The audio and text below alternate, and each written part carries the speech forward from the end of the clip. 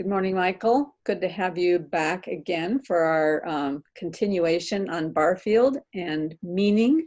And we were also talking last time about the connection between the masculine and the feminine and how that relates to the fundamental essence of the world.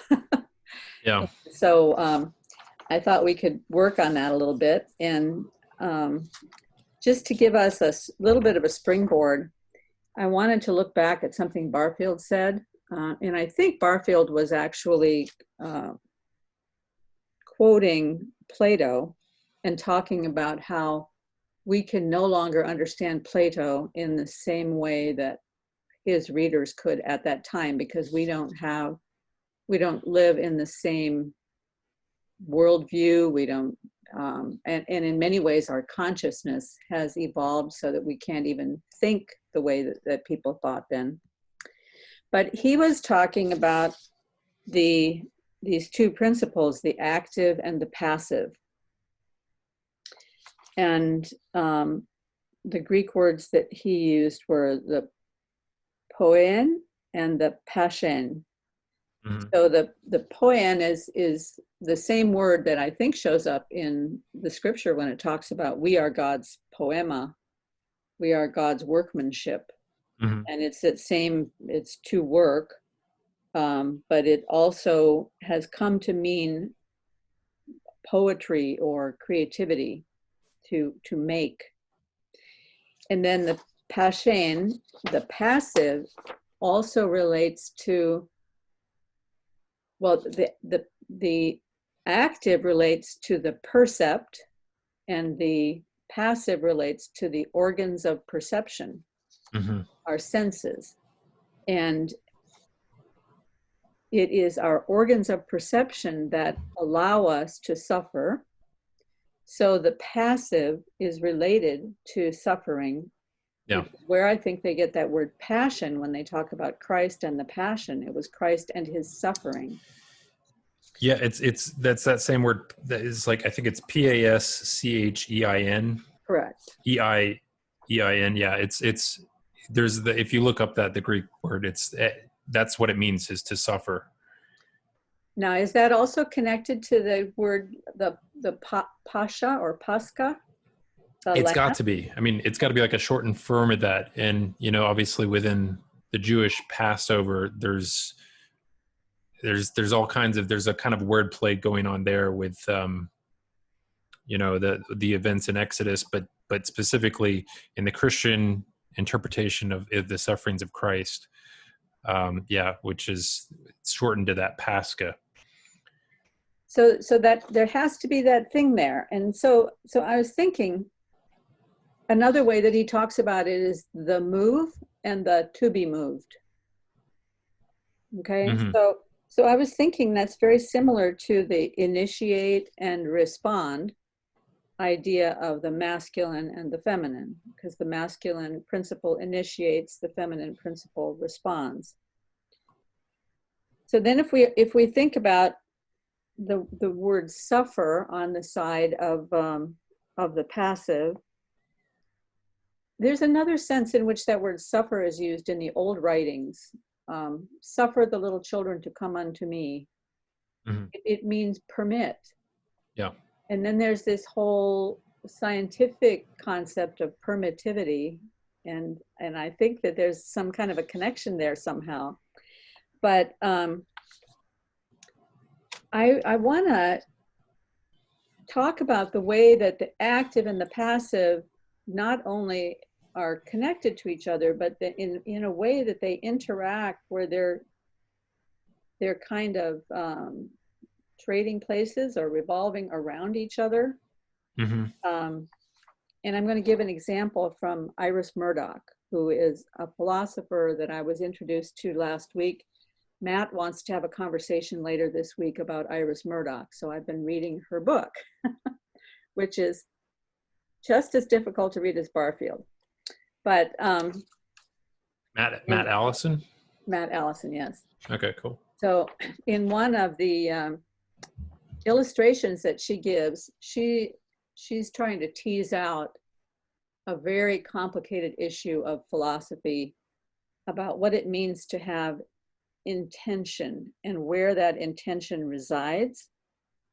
And I don't want to go into all that because I do have copious notes on it, but it would take our whole day. But let me just give the illustration that she uses.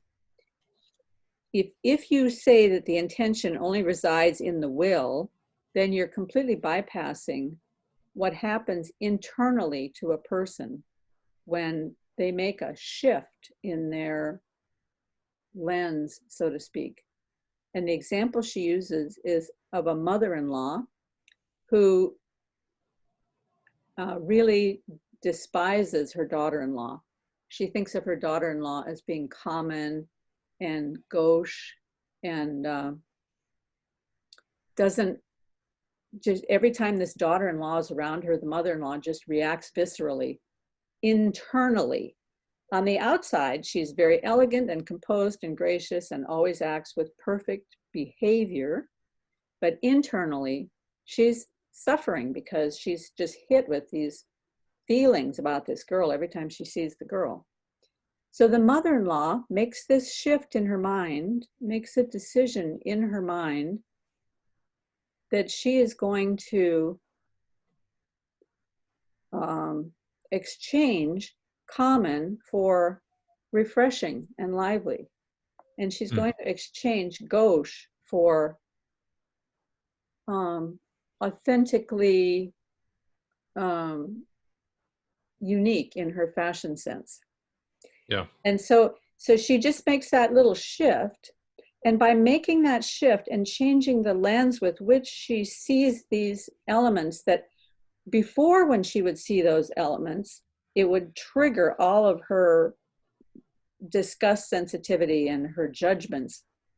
But after she makes that shift, she's able to, it opens a space for her to actually get to know the girl and get to know more about her, instead of just these things that she was perceiving on the outside. So this looks to me like the passive is this reception of feelings that come about when we are in a judging state. But it is possible to change those perceptions to something else so that it doesn't trigger those emotions anymore. So it doesn't trigger the senses in the same way. So I was thinking even about just you can either think of the sunlight as something that blinds you, or you can think of the sunlight as something that reveals beauty, right? There's just a change in the way that something is thought about, but that's a very internal, very subtle move. And it's not, I'm going to work up my will to accomplish this, right? So that seems to me like the active and the passive. The passive is somehow becoming active to create a new passive. Or, I mean, maybe I'm reading it wrong, but I thought there was a move there that was kind of interesting that we might put together with what you were talking about, the two different perspectives of meaning. Okay. And I wondered if you could lay that out again and we could see where the connection is between these two ideas. Sure. Let me just bring it up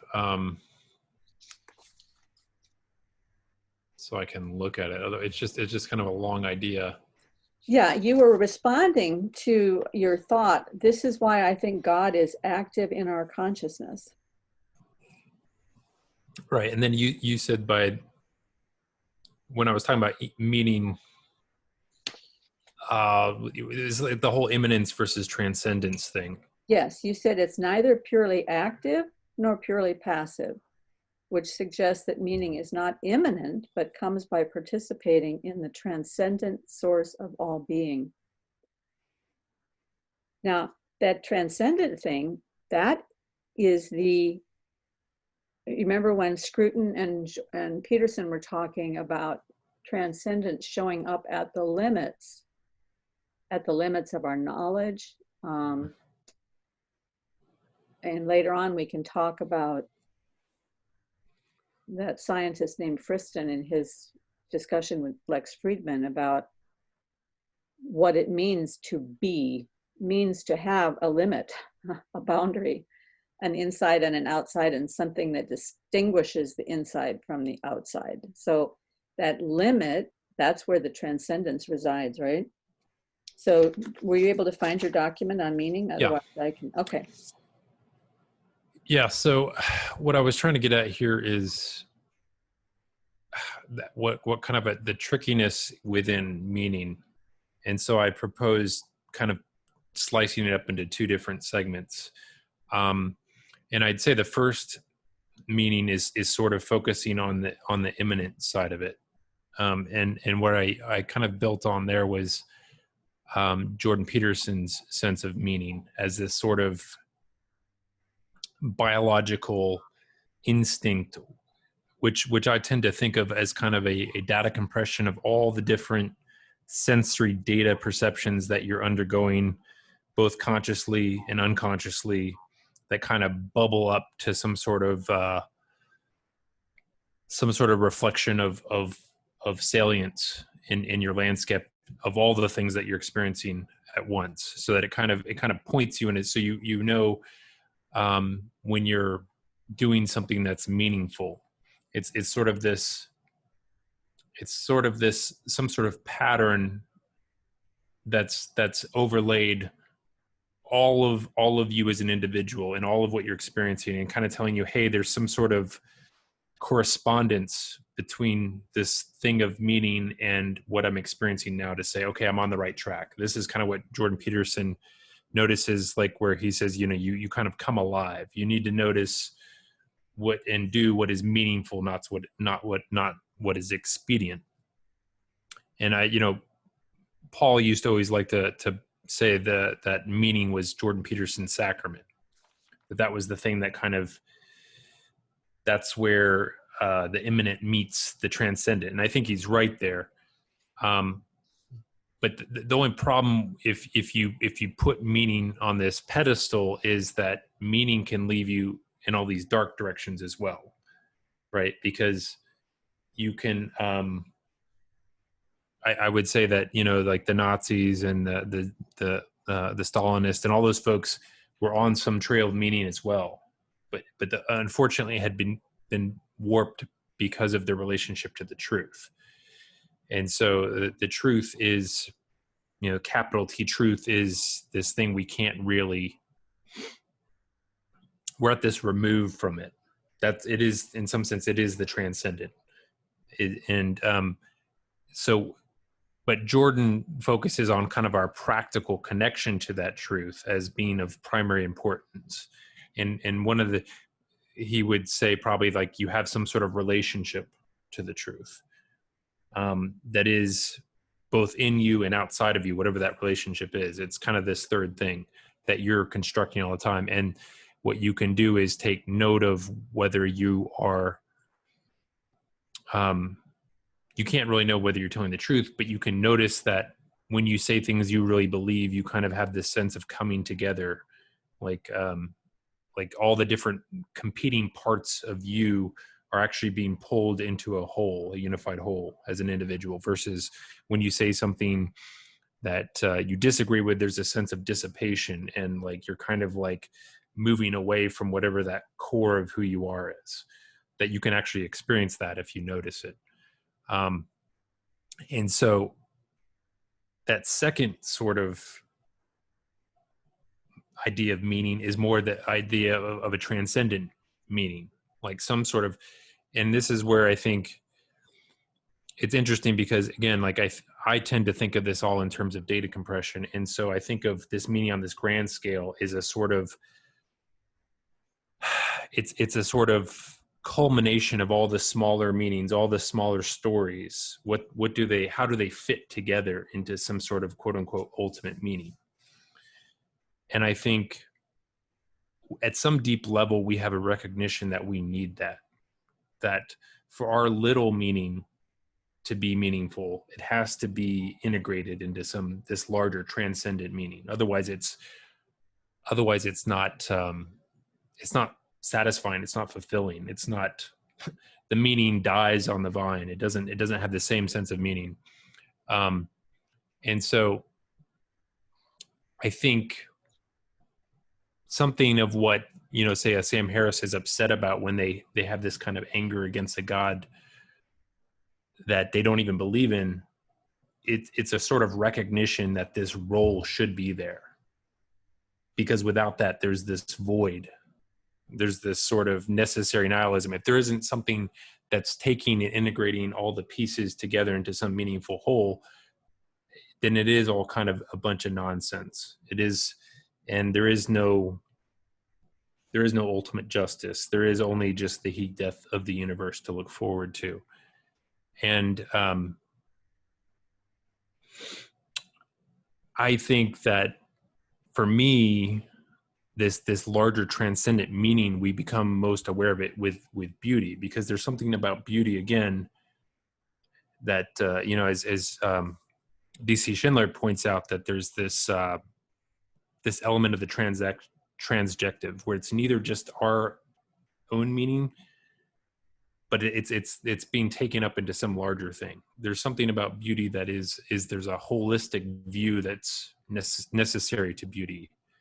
Well, one of the comments that I read somewhere, and I can't remember who said this, is that there is there's a sense in which today's Epicurean progressivism sees meaning as a feeling. So if meaning is a feeling, then it's unmoored. It's completely unmoored, right? But beauty, the thing about beauty is that beauty is actually both objective and subjective. There is an objective beauty, which, as DC Schindler talk about von Balthasar, he's talking about that sense in which beauty is recognizable when you see it, and it's universally recognizable, but not everybody receives it and reacts to it in the same way at the same time, but nevertheless it's there. That's that transjective sense, right? It's both subjectively receivable but objectively existent, as opposed to meaning. Meaning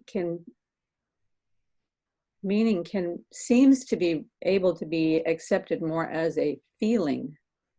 So that's the problem with the whole idea of the grand narratives, right? That's why the postmodernists got rid of the idea of the grand narrative, because you can come up with any grand narrative you want as long as it's internally consistent. Yeah.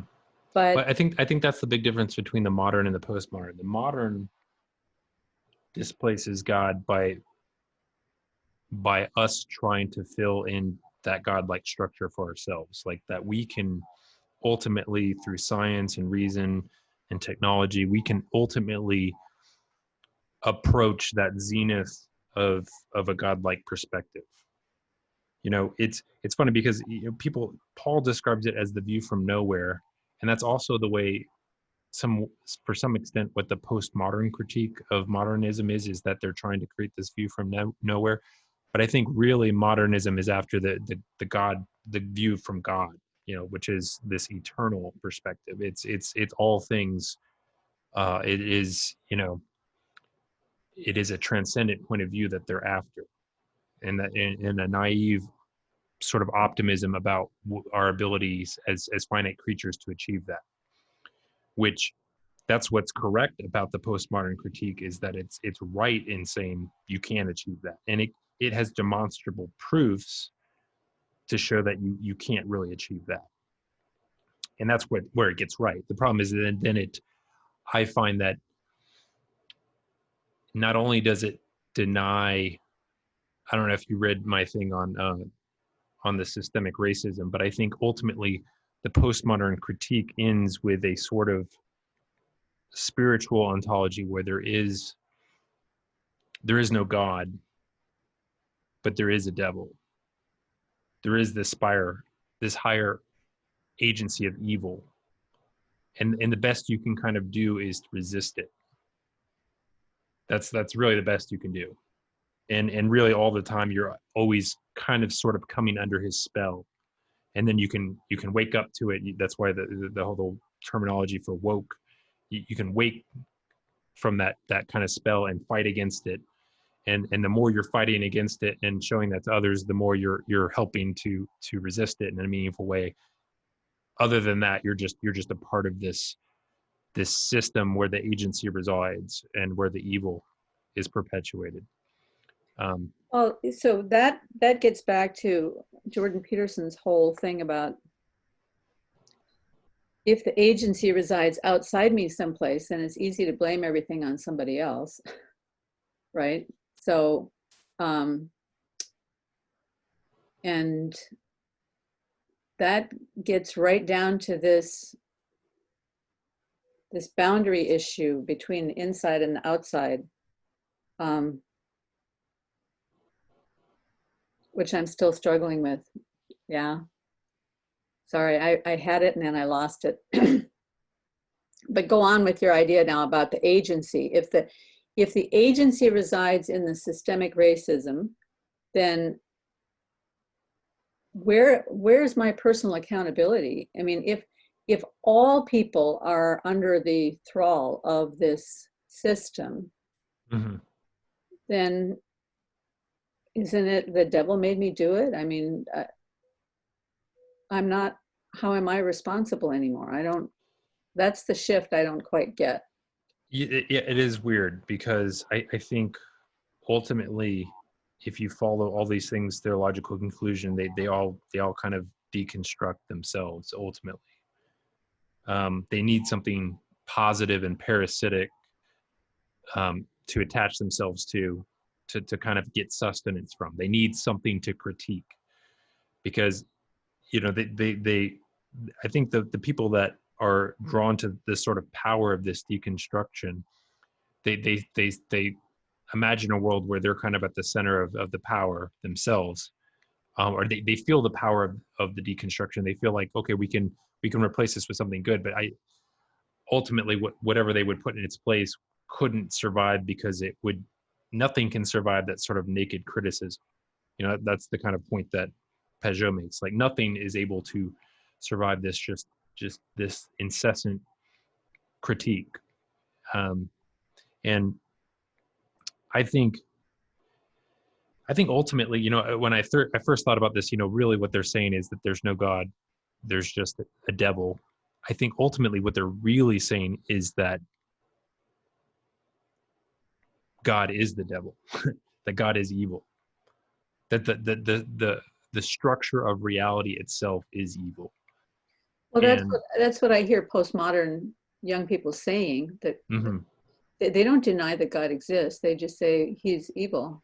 He created this world knowing that we would suffer and that we would have difficulties and be miserable, and knowing that there would be racism and knowing that there would be tornadoes, and he created it knowing all those things, and still he created it. He must have done it in order to just take joy in watching us suffer. Right. Which, I mean, that, I don't know how you live with that perspective. And yet that's when you get right down to it, talking to one of them, that's where they get to. Yeah. And the other problem with that is that if Jordan Peterson is correct in his assessment that the devil is the essence of the being that says that it needs nothing outside of itself. It needs no knowledge outside of itself. It has all necessary knowledge. Right. Well, he describes it as like Milton's Satan who falls in love with the creations of his own rational mind. Yes. And it is there is a certain, I see that the postmodern critique is this sort of logic bomb of like it's a circular deconstruction of everything that goes around and around, which is why it needs some outside positive fuel for it to sustain itself, where it'll end up just blowing itself up. Well, but isn't that also the ultimate reciprocal narrowing? Yeah, I think so. which is addiction. I mean, reciprocal narrowing is what happens with addiction. So it's a kind of an addiction. And the way you escape from addiction isn't, you don't because oftentimes there's always a truth in the addiction, right? There's a truth in the sort of like, I take this drug and it makes me feel better, in some dimension, right?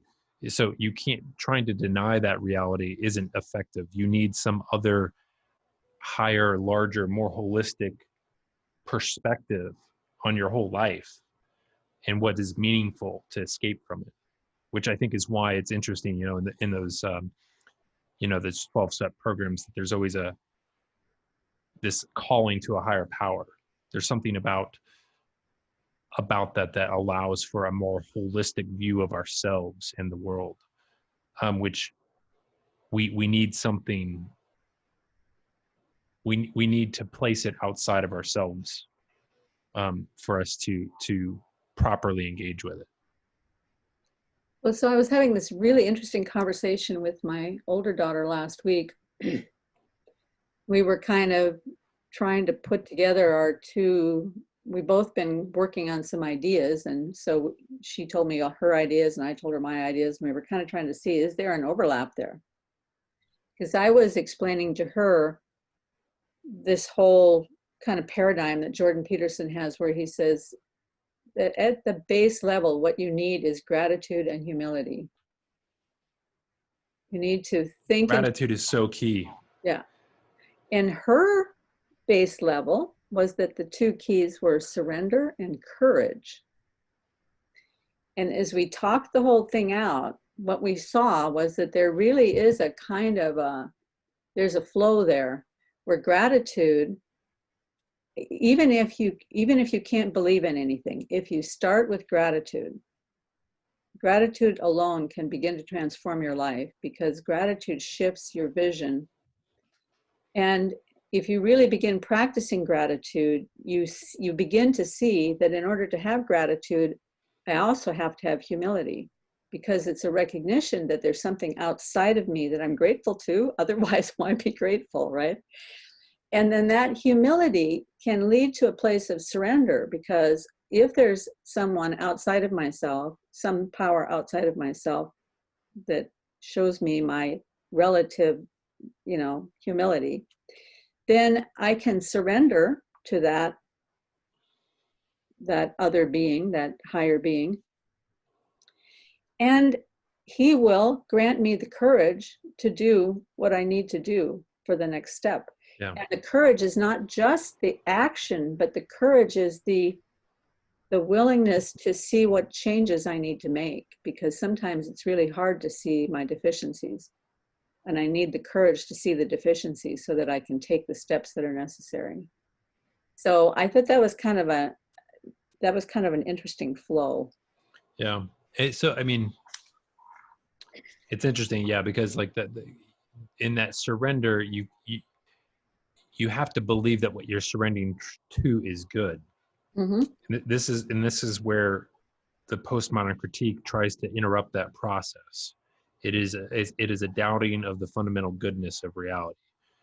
So I think they still can see that, okay, reality is this gift of sorts, but it is a bad gift, and one which we have to remake in our own image for it to be good, and that's where that the sort of hubris Mm-hmm. that goes into that, thinking, okay, if I was at the head of the revolution, if I had the power, I would make a good reality for us to live in. That's where all this danger, and that's something Jordan Peterson points out over and over again. The person that thinks that is exactly the kind of person that turns into Stalin, because they just don't understand the way in which that power corrupts. Well, so going back to the will to power, or the will, or the intention, I was thinking the other day about how when my daughter was a baby, when she was like 6 months old, and she would see something on the other side of the room that she wanted, the desire was awakened. I want that thing. She would grow increasingly frustrated because she couldn't get it for herself. And when you start reading, I mean, from Maps of Meaning, when Jordan Peterson is talking about intention, he talks about the shift that takes place when your desire becomes strong enough, you will shift from the desire over to a desire to gain the skill needed to accomplish the thing that you're desiring. Mm-hmm. So she sees the ball on the other side of the room and she wants that ball. And eventually her desire gets strong enough that she will be willing to take what the suffering that's required to learn how to crawl, put forth the effort, make the attempt, mm-hmm. fail, make the attempt again, fail, and the desire to gain the skill then actually becomes stronger than the desire for the thing. And the good part of that is once you gain the skill, you can have many things, not just the one thing that triggered the desire in the first place. Yeah. And then the same thing would take place when she was getting ready to learn to walk, or when she was getting ready to learn to talk. There was something she wanted to express when she was trying to learn before she could talk. And that, initiated this desire to learn to speak. Now, the question I get down to when I start thinking about that is, René Girard says desire is mimetic. But if it was strictly mimetic, why is it that an infant is born with that? The infant is not born with the skills. The infant is born with the desire for things or goals, and then builds the skills as a means of achieving what the infant wants.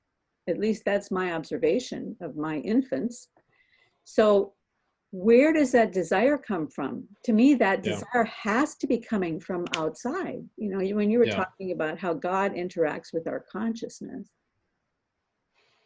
Yeah, I think it's interesting because there's so much tied up in this. Because we are finite creatures, we often try to imagine a sort of static picture of what will make us happy. Whether it's the ball or whether it's us in a certain job or a certain house or with a certain partner or whatever it is, there's this static element that we always bring to the process of imagining what we want. And yet, in some sense, what we really want are those skills, that process we want to develop. Because in some sense we ourselves are a process. What is a human being? It's not something static. It is a story. It is this ongoing process. It's this autopoietic thing, and we want to improve that autopoietic thing such that it has a better correspondence to reality in ways that allow us to move through it in more meaningful ways that connect to that transcendent meaning. And yet it's not a very difficult move to go from static thing that I desire to actually I want to improve this process whereby I get the things that I desire. But for some reason, it just takes that little bit of effort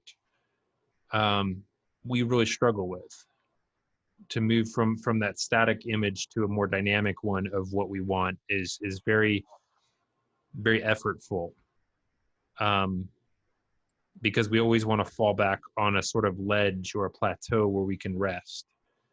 And I think we do need milestones. They're important parts of our story. So I guess it's inevitable that we settle on those and direct ourselves towards them, because the milestones, the specificity of that image is incredibly useful for grading how well that process is improving. Right? Yes. Yeah. if it's not exactly in particular what we're aiming for, it's hard for us to measure, are we actually getting closer or further away from it? Mm-hmm. And so I see like it's kind of like the left and right brain. Like we need to be focused on the process, but we also have to have a specific enough goal that we're measuring it in meaningful ways to know whether we're getting better or worse. So, But what is no, it about the infant that the infant has endless energy to pursue desire? And the older you get, the more you begin to rest in the comfort and not put forth the effort to achieve the desire. So I what's think the happening main there? thing that the infant has is wonder. And what I mean by that is the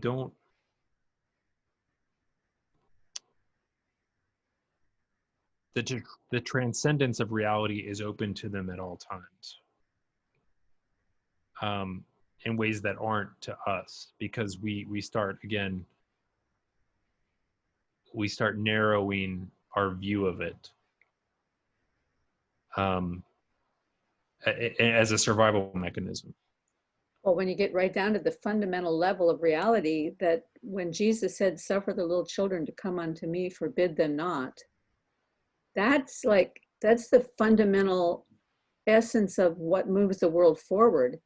If we destroy the idea that there is a transcendent towards which we can move, then ultimately even babies then have no, the reason a baby moves forward is the baby knows absolutely this sense of wonder. They know that there is something greater that they can achieve if they put forth that effort.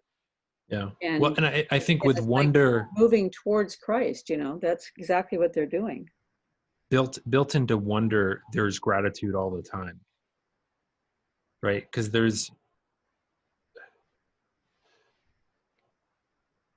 a sense of the moreness of reality, and that moreness is an exemplar of the gift that's being given to us,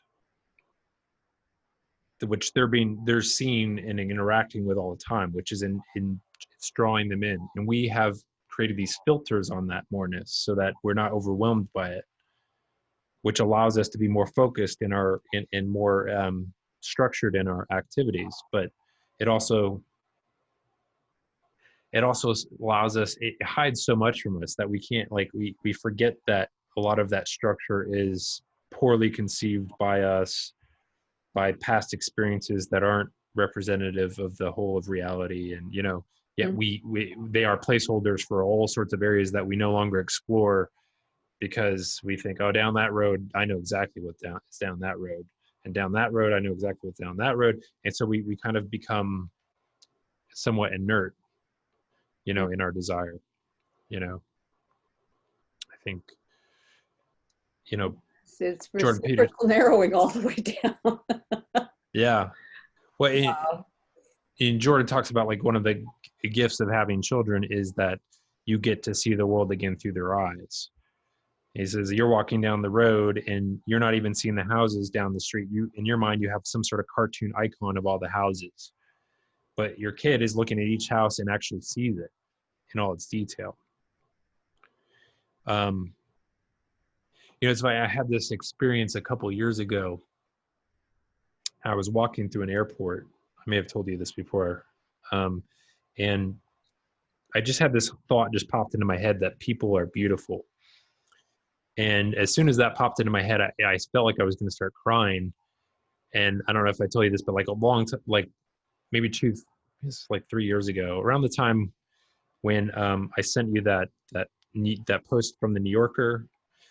It was an Evernote of like a short story I read in the New Yorker, and I remember crying at the end of reading it. And that whole year, I kind of went through this process where I was like, the weirdest things would make me cry, and I tried to ignore it. And then halfway through that process, I was like, okay, I'm going to actually start paying attention to this. So then from the year after that, every time something would start to make me cry, I'd be like, okay, I'm going to pay really close attention to what's going on here. So I'm walking to the airport and like I have that thought, people are beautiful, and I start to just become overwhelmed and start to cry thinking about it. And I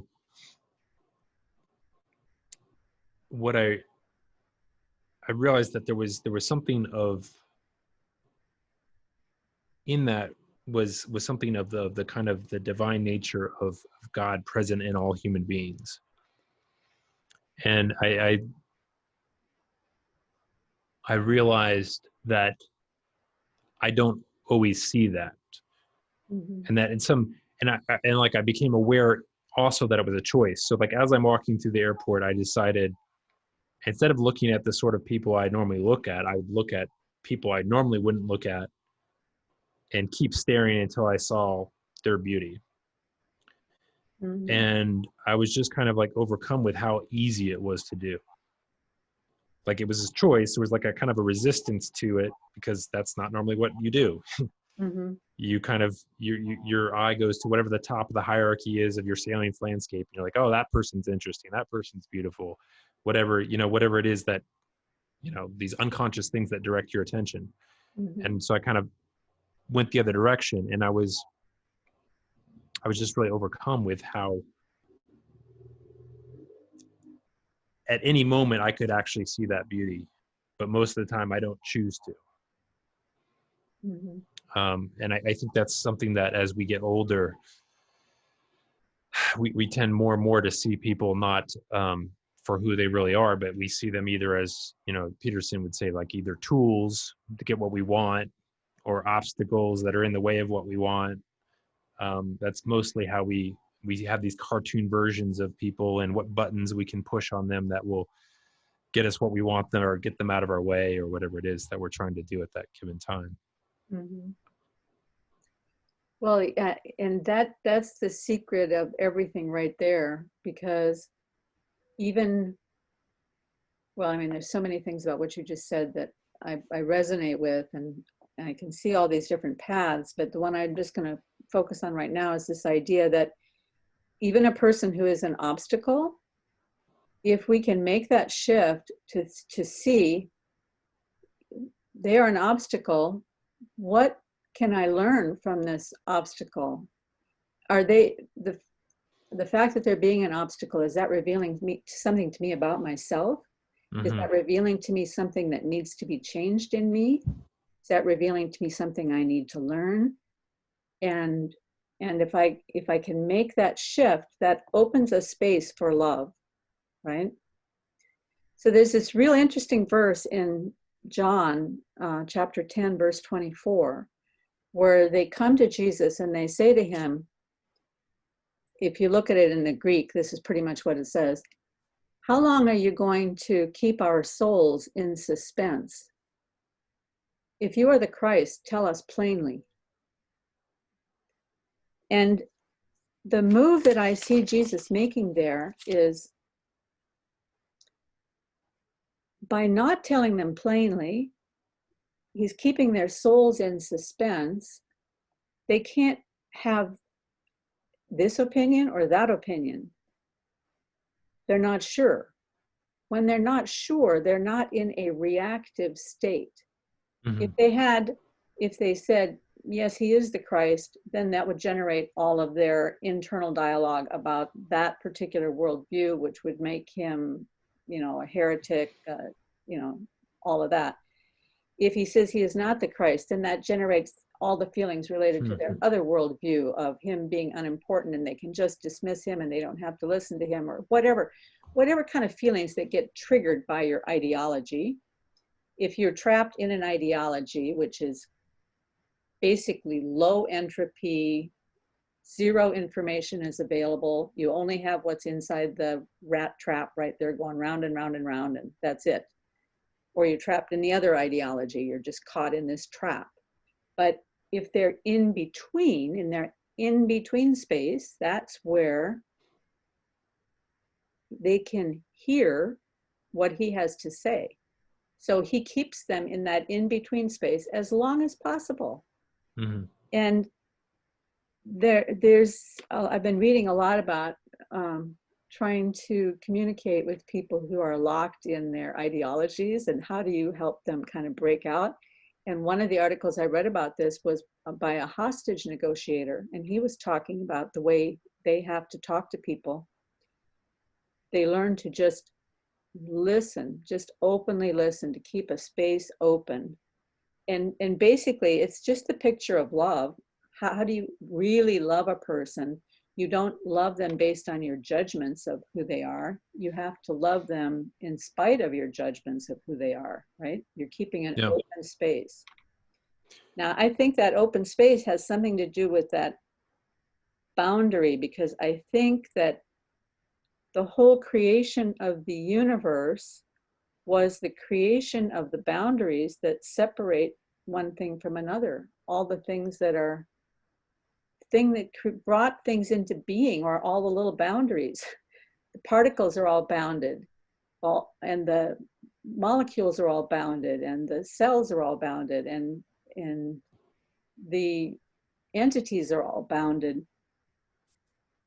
With no boundaries, everything is just chaos. But with boundaries, there's now things. There's ordered things.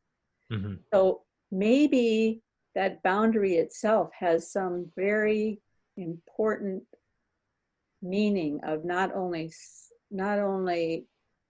discriminating between the inside and the outside, discriminating between one thing and another, but also connecting.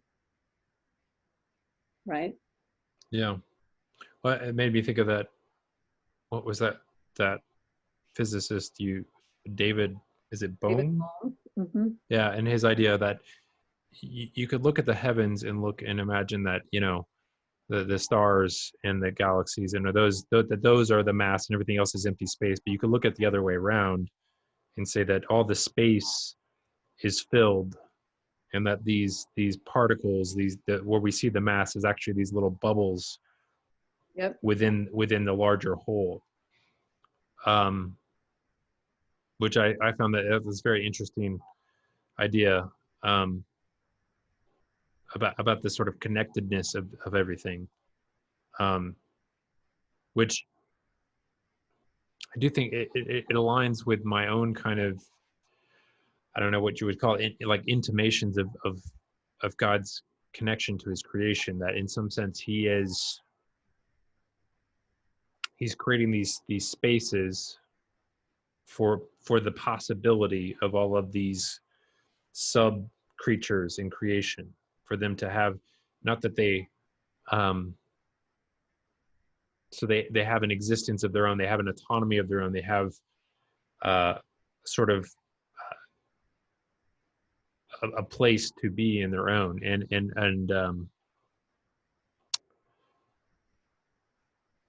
I do think there has to be something of God that suffers.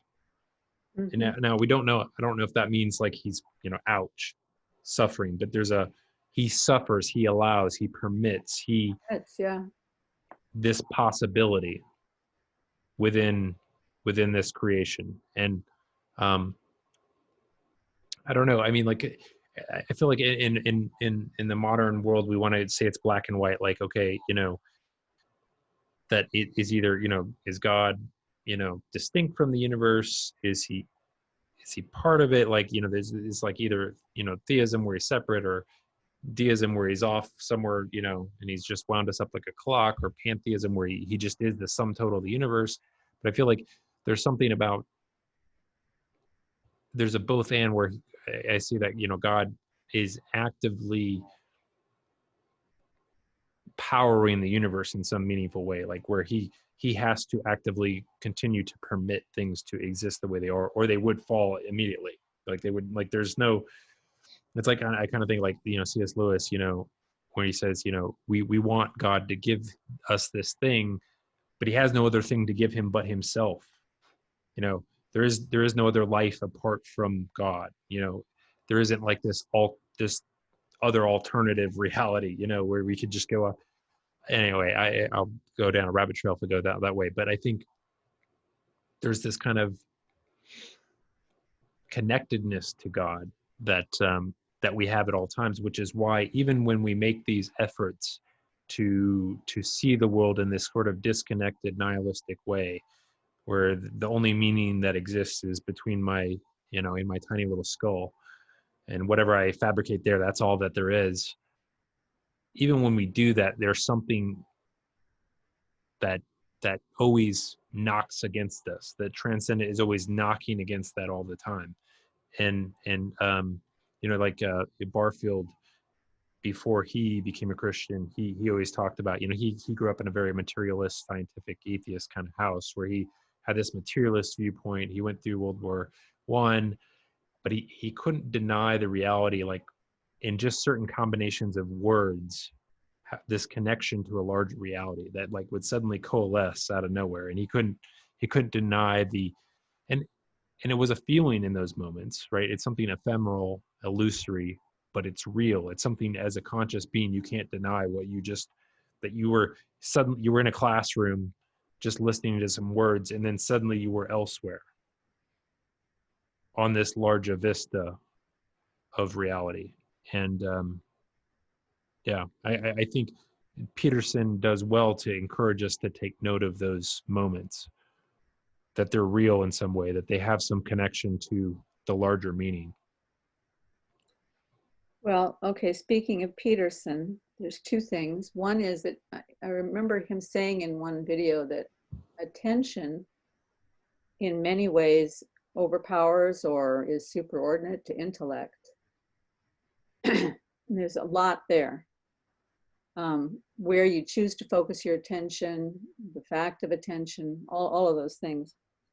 But thinking about Jordan Peterson makes me think about the video that came out last week where he was talking about his experience with the benzodiazepines and how it impacted him.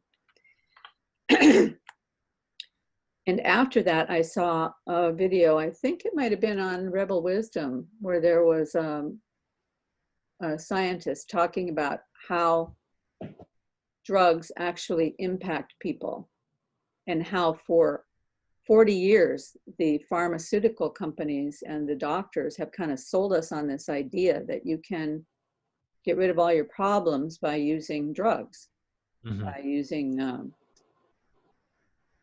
serotonin reuptake inhibitors or MAOIs or benzodiazepine kind of products. And there's a problem that they actually have known about for like 20 years, but they've still been selling us these pharmaceuticals. And that is that whatever it is, and in this case, benzodiazepine, if you're taking benzodiazepine, it's a disruptor to inhibit sensation so that you get more relaxed, you're not as reactive.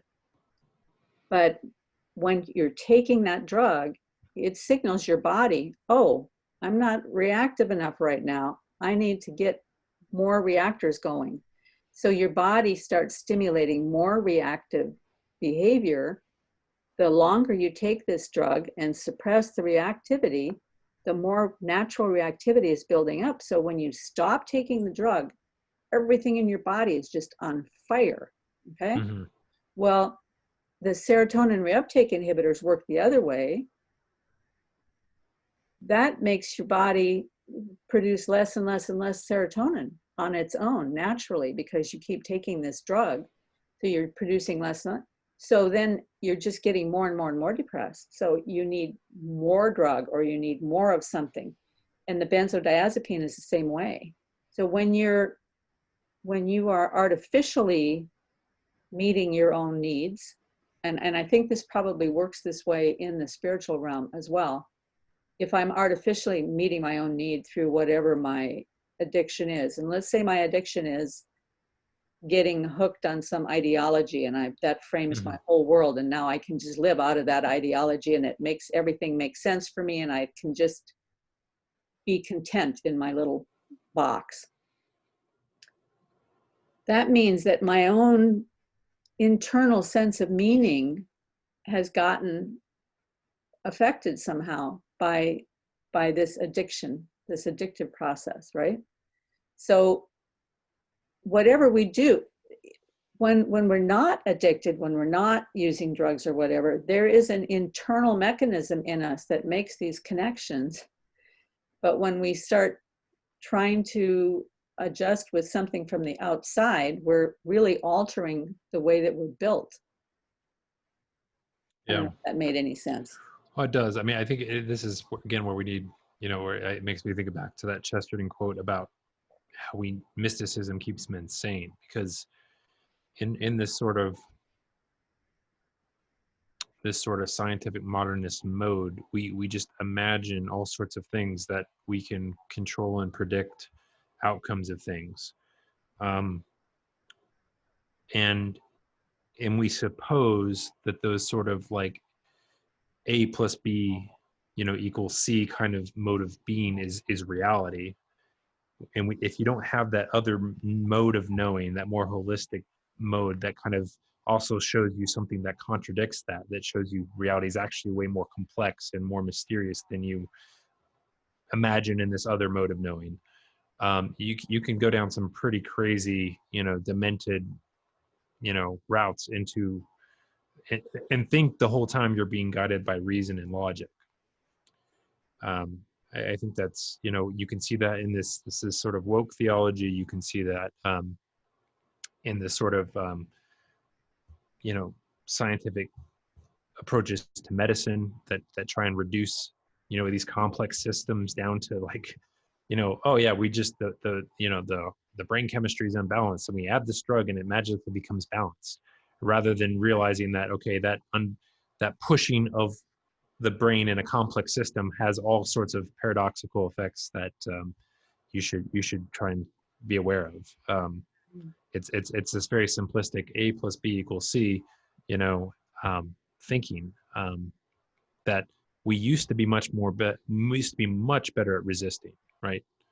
And I think even still, some of the anti-intellectual pushbacks we see today are a sense that people have that something is wrong with this approach. They don't really know what's wrong. They don't have perhaps the knowledge of the particulars to make a quote unquote logical argument against it, but there's just a kind of sense that something's taken a left turn somewhere and is way out,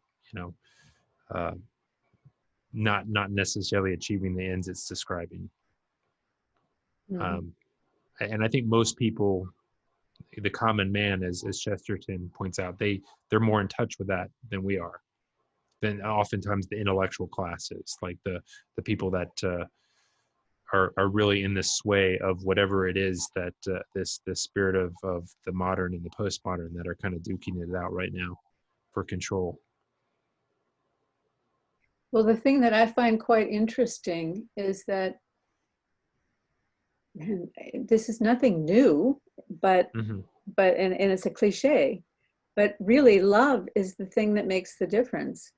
The people that are trapped in some negative loop, when they are confronted with love, actual love, someone who really cares for them, it sort of breaks the spell. Do you remember in Lord of the Rings, King Theoden of Rohan? He was under a spell from Wormtongue, always whispering in his ear and kind of keeping him in this trance. He's just in this trance all the time. I don't remember what it was that broke the spell, but I'm pretty sure it must have been love. The other one who was in a trance like that is there's a C.S. Lewis, one of the Chronicles of Narnia, called The Silver Chair. I don't know if you ever read that book. Yep. Yeah. And the prince is under the spell of the lady in the green dress. And as long as he's with her during the day, he thinks he's her slave and he's, perfectly happy to just follow her around. But at night, he wakes up from the spell. But during the day, he's convinced that he's going to wake up at night and he's going to be a monster. So he willingly lets himself be chained into a silver chair every night to keep him from becoming this monster. But actually, when he's in the silver chair, that's when he's really awake. right?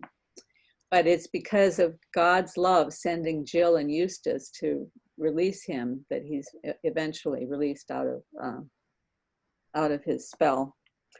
But that whole spell thing, I've been thinking about that a lot in connection to I think it was the conversation that Mark Vernon and John Vervaeke were having, that they were talking about reciprocal narrowing, and that reciprocal narrowing is kind of like a spell. You get it's between the agent and the arena. When your arena shrinks, then that message that gives back to you as the agent is that the agent no longer needs as much capacity. So the agent shrinks, and then that shrinks the arena, and then the arena comes back. So this is continual shrinking of possibility until you're down to where your world is very, very, very small and without any potential and without any hope and without any meaning. And that's what again, I think it's what's happening there is it's hijacking a sort of legitimate process, right? Again, where you're sometimes it is exceptionally important that you focus in on some narrow slice of reality, and you judge your success by that tiny little slice, right? For some limited period of time. But it's the inability to reintegrate the data coming from that little smaller frame into a larger frame. It's like that small frame becomes your whole of reality. And again, I think there is, again, back to the, Chesterton quote, mysticism keeps men sane. We don't have, and I think some individuals are able to practice a sort of mystical quality on their own, but I think those tend to be more exceptional people. Most of us really need a community to have a sort of engagement with mysticism and to experience it in a more participatory way. And I think we've lost a lot of that.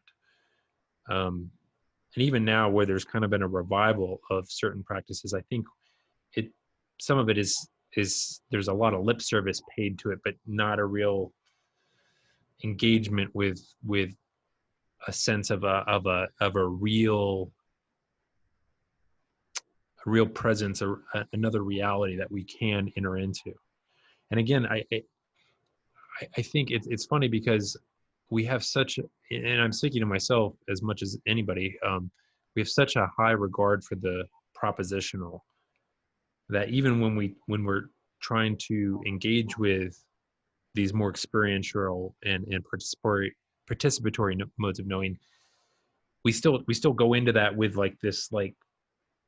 this aim of pulling out something that we can articulate later in a propositional mode. And usually, we're in this kind of ocean of experience, and we come out with this sort of thimbleful of reality that we can bring back to propositional, and we're like, oh, that's all that's there. We don't really, and yet there's some sense of us knows that no, there's a well of something there that I was in touch with. I only got this little piece of it that I can bring back and talk to somebody about but there's actually more there. I think part of it for me, the move that I make that takes me to that place is when I'm listening to this, wellspring of beauty and knowledge and understanding and all of that. And because I lack the courage to let it apply to myself, my brain makes the shift and thinks, oh, so-and-so should hear this. So I remember from what I'm hearing, the little piece that I need to take back to so-and-so and tell them about. And now I have my propositional truth to share with somebody that they need to know about, because I was unwilling to really see what God was trying to minister to my heart to teach me what I needed out of that whole soup. Yeah, I think we all do that. Yeah, I certainly do that as well. And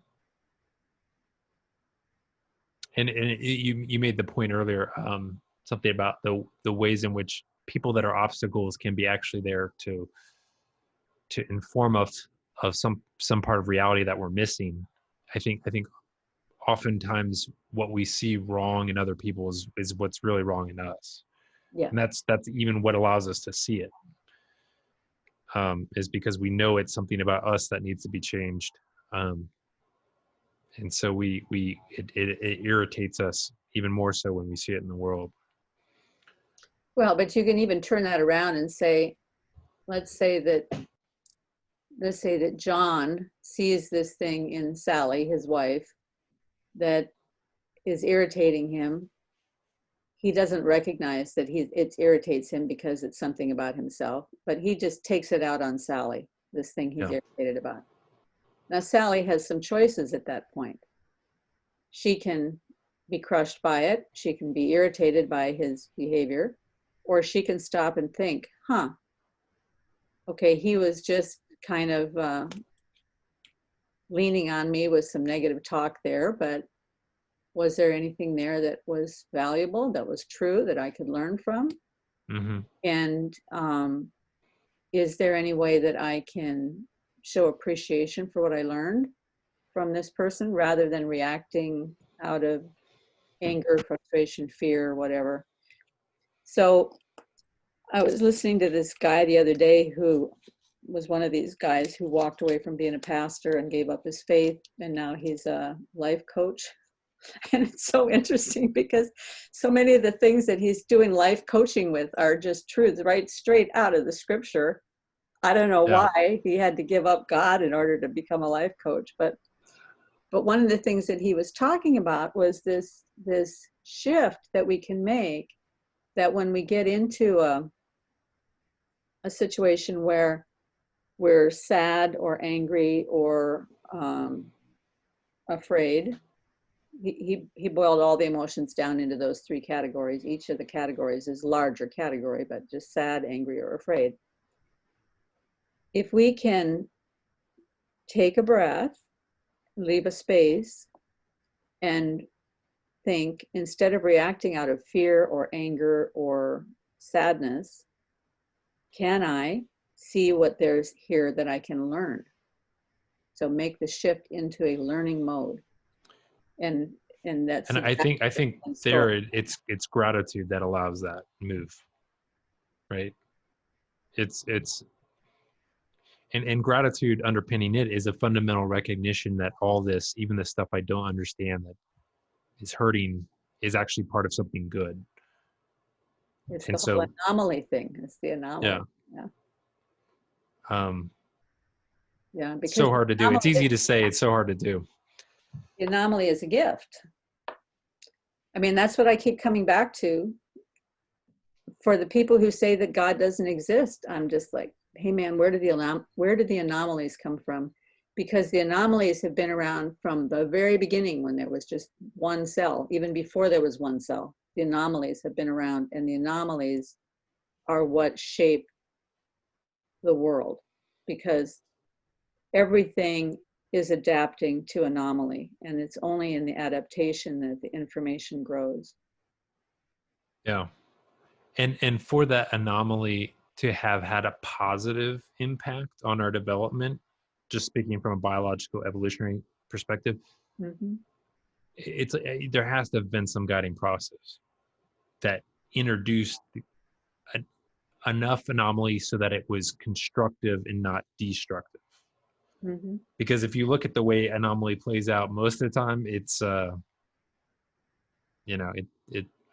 if like what we think of as random was guiding the process of evolution, I don't see how it could produce things like us, just from a pure informational processing point of view. It makes zero sense. Mm-hmm. That and I think the math supports it. I've tried to do some investigation of this myself, but it doesn't seem to me like there's enough time in the universe to have randomly created the complexity in biological life that we see. Mm-hmm. Yeah. So there had to be something that was kind of allowing anomaly to show up in specific incremental packets that coaxed life into the configuration it's in now, bit by bit, piece by piece. Yes, yeah. I mean, that's the way I see it, that the anomalies had to be exactly suited to the need of the moment.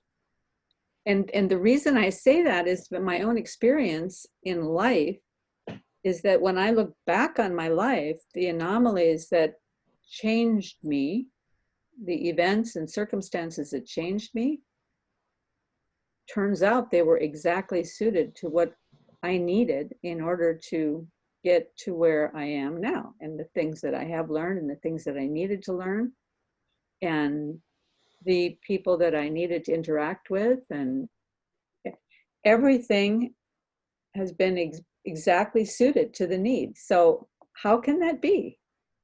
Have you ever heard Eric Metaxas' testimony? No, I've seen him speak, but never heard his Yeah, well, testimony. his testimony, you can go to iamsecond.com, and there's all kinds of testimonies on there of people, and his testimony is on there along with a whole bunch of other people's. But it's so interesting because he had a dream. He totally didn't believe in God. He was just living his own life. But he had a dream, and the dream was so perfectly suited to who he was and all of his other thinking that he had been going through and all of his experiences. And the dream could only have been meant specifically for him to teach him exactly what he needed to know at that moment to show him who God is. And when he describes the dream and describes the environment of his own thoughts at that time, you can see this perfect conjunction. I think was he recently on Dave Rubin, or it might have been Dave Rubin. He was recently on some interview, and he talked about this dream again and went through it. And yeah, so anyway, I think that there are times when things just fit together so perfectly. And I guess I call that a miracle. Mm-hmm. When it happened in my life, I call it a miracle. I was reminded of it the other day because I received a book in the mail. Then, and the cover of the book is a painting that I did. And so it was fun to get the book in the mail. I'm not an illustrator, and I've never had any interest in doing illustrations, and I don't typically do illustration kind of work or realistic pictures. I just don't. Mm-hmm. But about 5 or 6 years ago, for some reason, I decided to paint a picture of Pharaoh's daughter kneeling down by the river, taking the basket out of the river. Mm-hmm. Completely not anything I would have ever thought about painting. It's not my style, it's not my genre or anything, but I painted this picture. It ended up getting sold to somebody. And then about a year ago, one of my friends told me that she had started an organization called Pharaoh's Daughters and was looking for an illustration for the website. And I said, oh, I just happened to have painted a picture of Pharaoh's daughter. Well, in order to find it, I had to go find the person that bought it from me. And it was that in itself was a whole long mystery to find this person. And then they had sold it to somebody else. And so I was on this thing for 2 weeks trying to run this painting down because they needed a good enough resolution of the photograph to use for printing and so forth. Yeah. But I finally ran it down and I sent her the photograph, and oh yeah, it's exactly what we need. And it ends up on the cover of this book. But I ran into this woman again the other day, and she was reminding me about this. And I thought, what are the chances, first of all, that I would have painted that painting? Second of all, that I would meet this person who just happened to have this, to me, that there's some sort of a conjunction there of need and effect that is not just by accident. Yeah. And so I was able to just give this to them because I'd already sold the painting, so I didn't need any money from it. That was fine, so. But I remember things like that happen in my life all the time. And how else can you react but with gratitude for that, that there is somebody who's in charge of all this and we can kind of relax.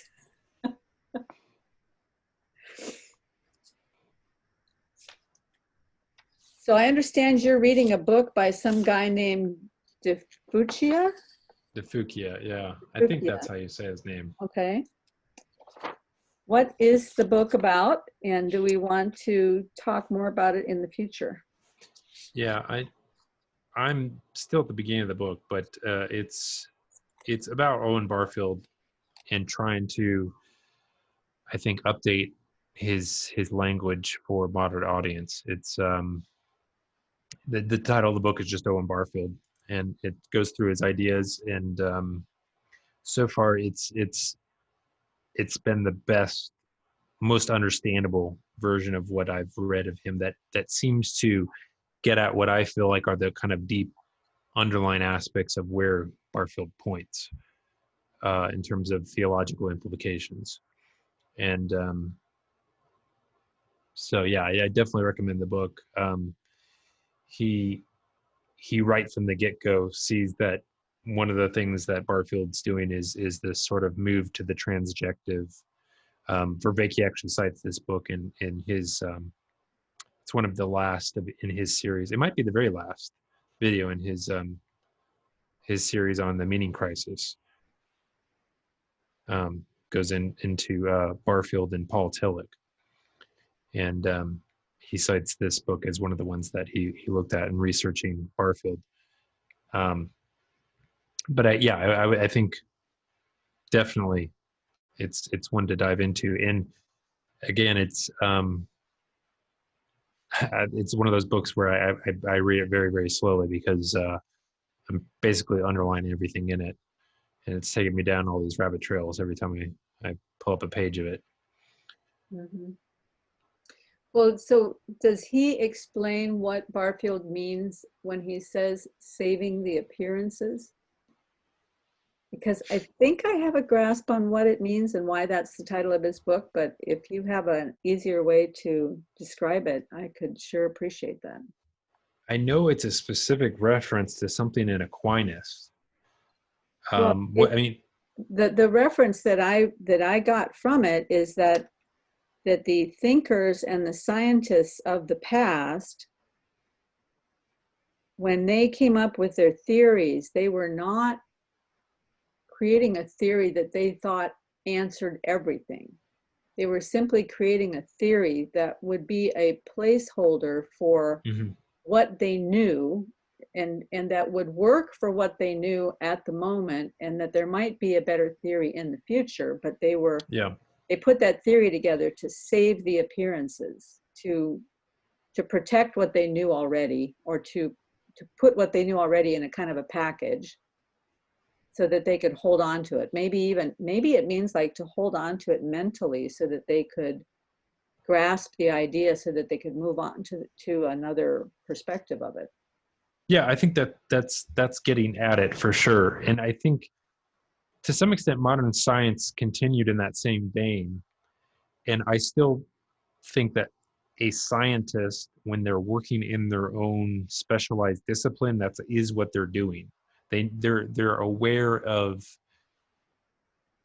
the ephemeral nature of the theory that they're proposing and how well it's going to map onto, because they're so in touch with the underlying complexity of the situation they're trying to put some sort of simplified explanation into, that they're under no illusions about this being reality. But what Barfield is pulling at and noticing is that we have this scientific mode of being where we're not actually doing science. We're not in touch with the underlying complexity of reality, but we still use the language of science and have this pretension of precision.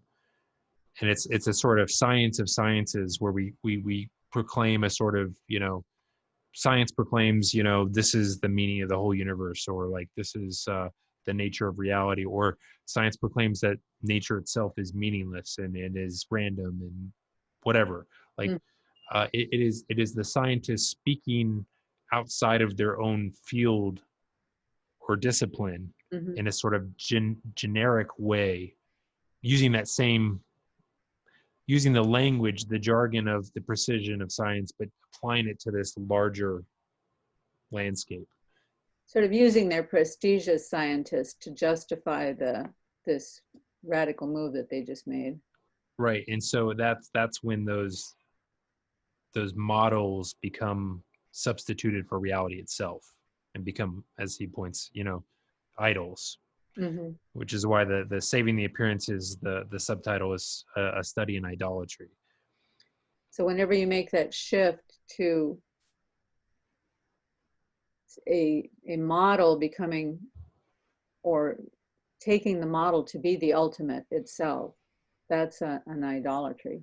And I guess that's the whole problem with the ideologies as well, because an ideology is just a model, but it's an incomplete model because you can't model the universe perfectly. So any incomplete model, if you universally accept it as the ultimate, then it becomes an idolatry. Yeah, it's a model that was useful enough that people forgot it was a model. And they're no longer investigating it as a model to criticize it. It's just now a lens to see the world. Well, yeah. So he was talking. I guess he's talking a lot in Saving the Appearances about evolution, or the Darwinian evolution is kind of like that, where they created this model, and the model takes on a life of its own, and now it has, even the portions of it that have no scientific data to back it up, are still considered sacrosanct because they've accepted the model as the ultimate. Yeah. It's and you see this all over the place now, and it's funny, a lot of modern science now relies very heavily on statistics, and statistics is this even further layer of um of hiding of the complexity.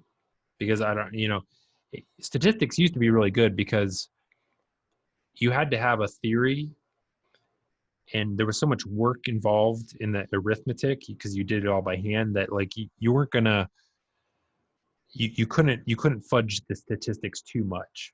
But now that we live in a world of computers, I can have some goal of something I want to prove, and then I can explore all the statistical models till I find the one that kind of fits and gives statistical evidence to my, the way I think things should be. And it's so it's made what were usually, relevant statistical. I can't remember what it is. There's a scientific term for it. I guess it's P.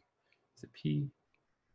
Or something that basically says if it falls within this realm of measurement, then you can be relatively certain that there's something quote unquote statistically significant.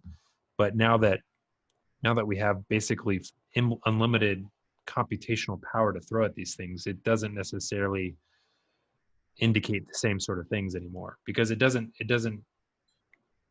I don't know, it's you can show just all sorts of weird things with data nowadays. It's kind of crazy, which is why you can read, one day in the paper, coffee, helps prevent cancer, and then the next day coffee causes cancer, um, and you could even do that maybe from the same data set depending on how you were looking at things. So it's Weren't you talking, that makes me think a little bit about something you were talking about the last time that we got together, where you were saying that something causing something, if you replace that with an equal sign, you run into real trouble. If you replace causation with an equal sign. And yeah that seems to me the problem with having too much statistical analysis, is that correlation does not prove causation. And yet you can have these two graphs that look very similar. So you think there's an equality there, an equalization there, that's not actually there. yeah It's Well, and oftentimes, we say A causes B, but it could just as likely be B causes A. mm-hmm. And so, yeah, this is where that complexity is just, we because we're in this sort of sea of information now, we gravitate towards things that promise certainty. We gravitate towards the voices that seem the loudest and the most certain, as sort of a compression of reality. And models facilitate that. I mean, models give us a manageable picture of reality, and yet they are insufficient, and you're right back to the whole problem with systemic racism, because it's an incomplete model. Right. Right. And I think we need some new advance in science that kind of explodes these models.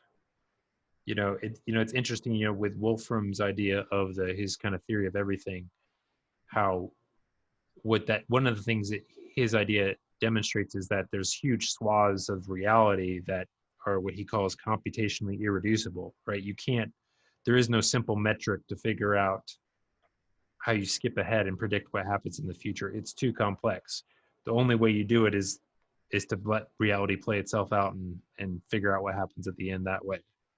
There is no okay, there's no what he calls the computational reduce, and his idea that makes him think that maybe he's onto something with this. It seems like he's found that there's areas of computational reducibility that map well onto the science we do now, which is essentially what science is, right? It is this sort of this huge complex reality that we boil down to these very simple rules that in certain specific domains seem to give us relatively reliable indicators of what will happen